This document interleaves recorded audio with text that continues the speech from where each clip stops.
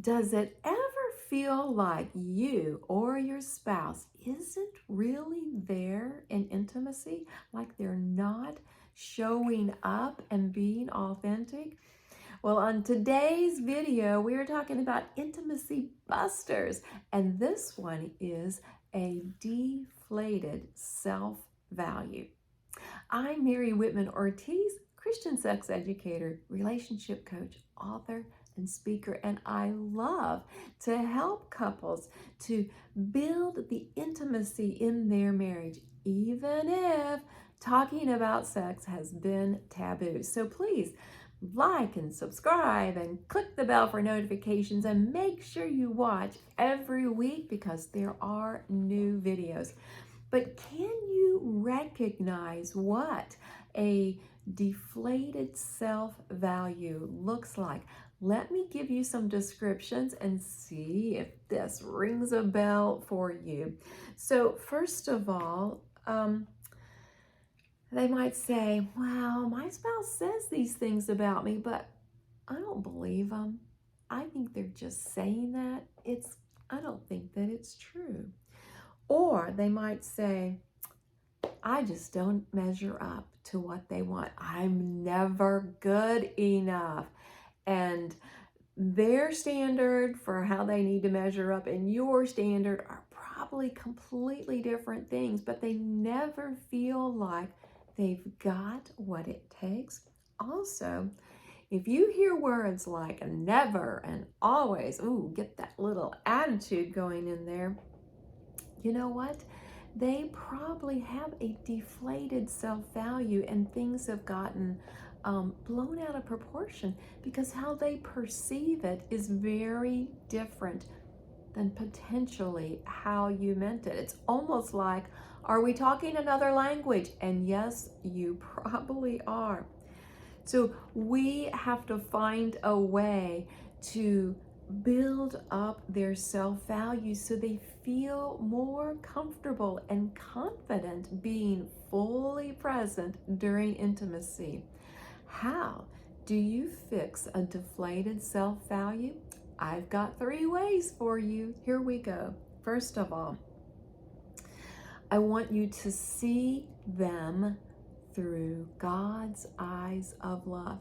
God is the ultimate source of our value. He created you. He has a beautiful plan, an amazing, powerful plan for your life. Better than what you can imagine, and so you can just keep imagining more.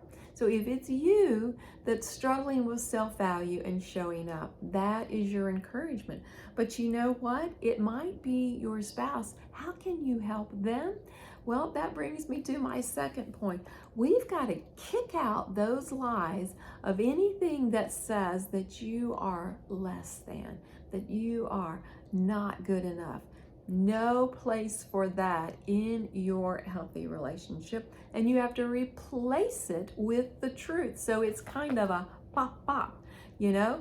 Kick out the lies, replace with truth. And so what is the truth about you, your value as an individual?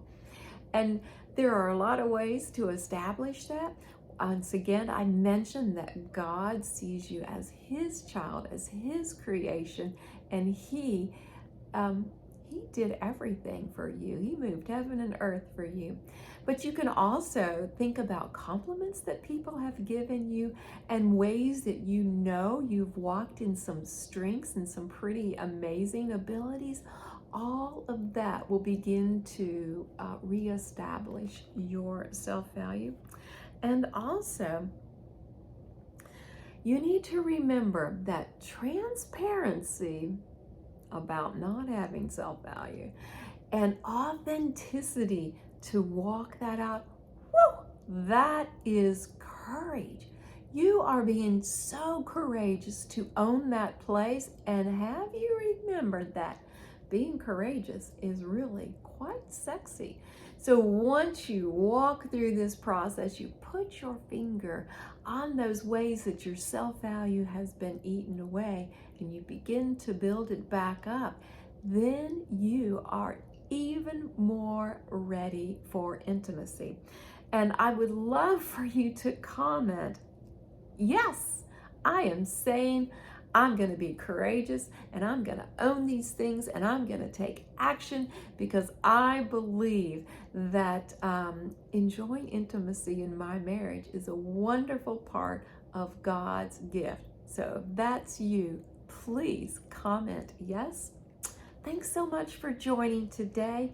Remember, Father God wants to lavish His love on every area of your life, including sexual intimacy in marriage.